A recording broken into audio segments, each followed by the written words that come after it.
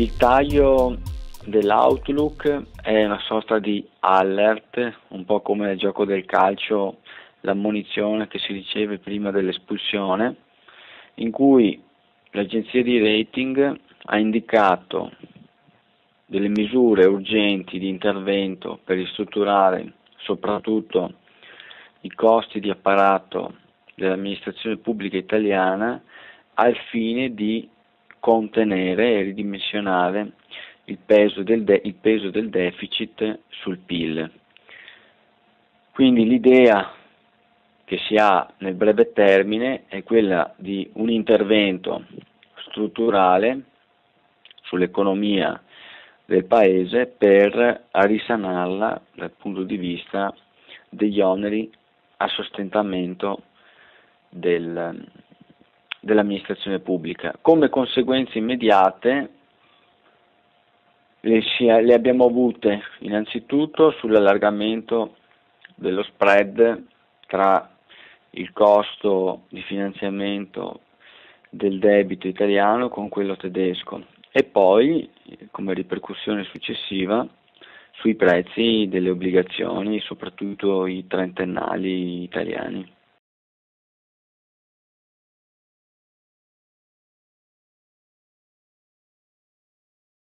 L'Italia non sarà più quel paese trainante che lo è stato negli anni precedenti. Consideriamo che tra 15 anni noi passeremo dal sesto/settimo posto sulla classifica planetaria, andremo oltre il 20°, dovremo capire a quel punto che tipo di Italia ci troveremo a vivere.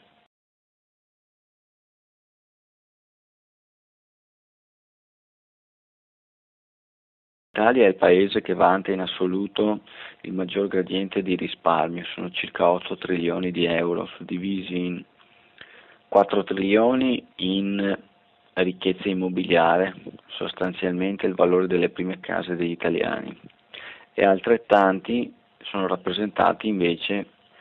dalla ricchezza mobiliare, cosiddetta finanziaria, quindi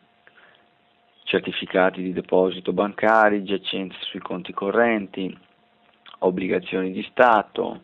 gestioni patrimoniali, quote di fondi comuni di investimento e così via. In passato abbiamo avuto episodi spiacevoli per il contribuente italiano, ricordiamo nel 1991 il famoso prelievo coatto al 6 per 1000 del governo Amato, che tutto sommato erano 6.000 lire per ogni milione detenuto. Adesso è molto plausibile aspettarci in futuro un tipo di intervento similare, o meglio, visto che non è più possibile continuare, non è più consigliabile continuare a scaricare sui costi dei contribuenti, sulle spalle dei contribuenti, gli oneri, i costi dei salvataggi e degli ammortizzatori sociali per supportare soprattutto il sistema bancario. È stato proposto di far pagare il tutto anche ai detentori di capitale di rischio, cioè ai cosiddetti investitori. Quindi l'idea di base è che in un futuro non tanto remoto anche chi detiene obbligazioni potrebbe andare incontro a spiacevoli conseguenze come il default parziale. Questo tipo di possibilità è stata paventata proprio dallo stesso David Cameron, che è il primo ministro inglese, il quale ha affiancato poi successivamente dalla Merkel, ha manifestato questo tipo di possibilità per non solo l'Italia, ma tutti gli altri paesi dell'Europa occidentale. Se ci fosse la patrimoniale, è un'imposta che colpisce i depositi, per cui è la ricchezza detenuta da ogni contribuente in ragione del proprio codice fiscale, quindi è un'imposta che colpisce tutti indifferentemente da dove è detenuto il deposito, banca o Stato. Chiaramente se una persona va in banca, preleva la propria liquidità, la tiene depositata cartaceamente presso un istituto di credito italiano, in quel caso non verrebbe colpito, però personalmente sconsiglio di fare questo tipo di operazione perché la patrimoniale, se esiste e verrà applicata, pur essendo una manovra di natura elettorale molto impopolare, potrebbe generare un 1 o un 2%, cioè alla fine chi ha 100.000 euro ne perde 1.000, magari sarà un po' scontento di questo tipo di prelievo, ma non è che muta la consistenza della sua giacenza. La domanda che ci dobbiamo fare invece è se quel prelievo, quell'imposta, cioè, avrà un riverbero positivo sui conti dello Stato. Cioè, io sono favorevole alla patrimoniale se questa serve a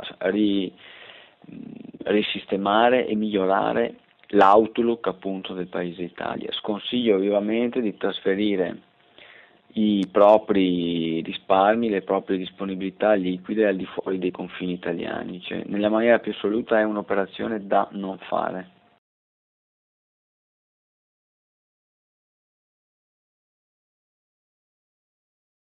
Beh, quello che è accaduto in altri paesi è stato il taglio del welfare, su questo, è proprio su questo binario che dovremmo correre tutti quanti, cioè l'Italia ha un sistema di protezionismo sociale sfrenato, garantista di tutto e di tutti e non è più possibile continuare a tenerlo in piedi, quindi una delle prime uno dei primi interventi strutturalmente necessari al Paese che punta a un risanamento è quella di ridimensionare il costo e il numero delle regenze ospedaliere, il costo dell'assistenza sanitaria e non di meno anche il costo dell'amministrazione pubblica, quindi Stato, regioni, enti locali. Chiaramente questi, chi le sente gli verranno i brividi, però purtroppo è una strada obbligata, o si fa così oppure il paese va verso lo scenario argentino. Noi abbiamo vissuto per 25-30 anni un periodo di vacche grasse in cui tutte le politiche messe in atto dalle precedenti classi di governo hanno puntato proprio a questo, cioè a accontentare tutti e evitare fenomeni di disagio sociale per mancanza di intervento dello Stato. Questo ha prodotto un onere della spesa che è impensabile e soprattutto ingestibile nel medio e lungo termine per problematiche strutturali che ha l'Italia. Quello che consiglio io in tante occasioni è per drenare nuove risorse potrebbe essere la tassazione della prostituzione con un'aliquota fissa. Questo dovrebbe essere in grado di generare un gettito annuo tra i 25 e i 30 miliardi di euro senza andare ad intaccare, toccare le tasche dei contribuenti italiani. Però penso che sia una manovra improponibile, cioè non improponibile, inattuabile per ovvie ragioni di interesse di altri interlocutori relativamente alla gestione della prostituzione, mi riferisco in questo caso alle organizzazioni criminali.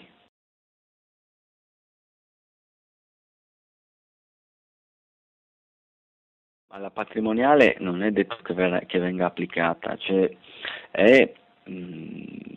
rappresenta una exit strategy temporanea se il paese si trovasse in difficoltà come la Grecia adesso, che chi governa il paese sa benissimo che può intervenire in maniera straordinaria pur creando del riverbero della scontentezza a livello elettorale e popolare, ma lo farebbe nell'interesse di evitare prima di tutto un default del paese e secondariamente il crollo dei prezzi delle quotazioni dei titoli di Stato. Quindi la patrimoniale è il male minore. L'importante è che questo tipo di intervento sia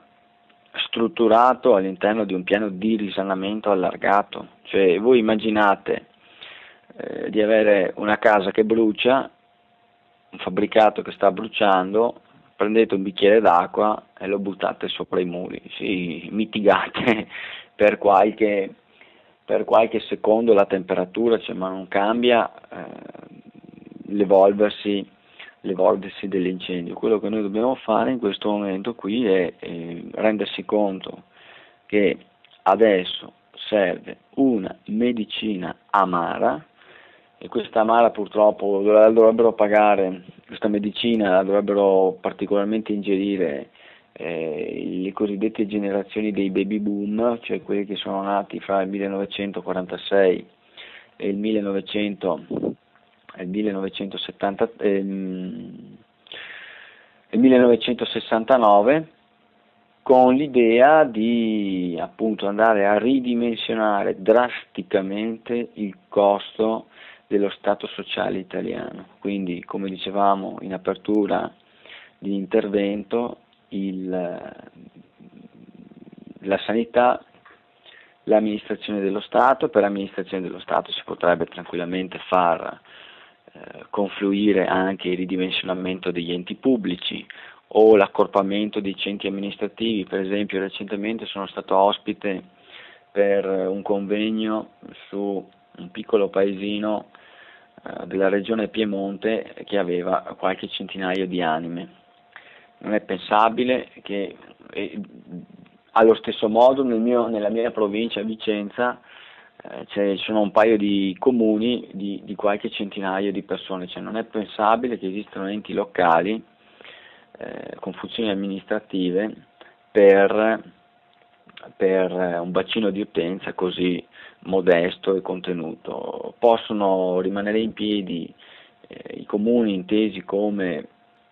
definizioni o enti a carattere geografico, ma dal punto di vista amministrativo dovremmo andare incontro ad un accentramento amministrativo, quindi bacini di contribuenti di 20-25 mila soggetti che abbiano un unico punto di riferimento, ecco che allora magari da 10-15 comuni vengono tutti assorbiti da un unico centro che ha la funzione appunto di smistare. Così facendo andremo incontro a un ridimensionamento del costo della spesa pubblica. Però chiaramente queste sono trasformazioni impattanti sulla popolazione, che hanno anche del riverbero a livello politico. Non dimentichiamo cosa servono le province in Italia: servono per dare il contento, la buona uscita a chi ha servito il partito, a chi ha aiutato, ha spinto durante la propaganda elettorale, durante le politiche o le regionali, quindi sono i cosiddetti posti di riserva. Sono anni che si parla di eliminare le province, negli ultimi 5 anni in Italia le province sono aumentate, quindi c'è una volontà politica ben precisa, tanto a destra quanto a sinistra, che mira a questo tipo di foraggiamento attraverso l'individuazione di posti di cortesia, di favore a chi ha supportato la campagna elettorale. C'è la strada per risanare il paese, sappiatelo, è che è una strada che per la maggior parte degli italiani è una strada antipatica, in quanto va a ledere degli interessi a cui noi italiani ormai siamo abituati da decenni. Questi interessi sono il fatto di avere un paese attraverso un governo sia di destra che di sinistra che interviene in qualsiasi modo e salva tutto e tutti, e questo non si può più prendere, non è più pensabile che possa essere mantenuto in piedi. In seconda battuta abbiamo dall'80 all'85% del peso dei costi di amministrazione di ogni regione che grava solo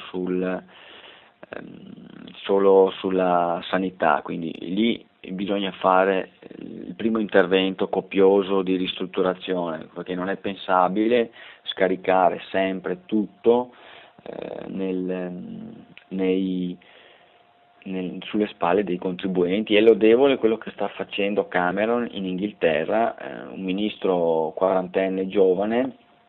primo ministro quarantenne giovane che, lavorando in coalizione con un collega, stanno tentando di ricostruire e risanare l'Inghilterra, proprio portando questo tipo di trasformazioni al paese, puntando quindi a una ottimizzazione, a una maggiore efficienza dei costi amministrativi e un ridimensionamento, un accorpamento della spesa pubblica.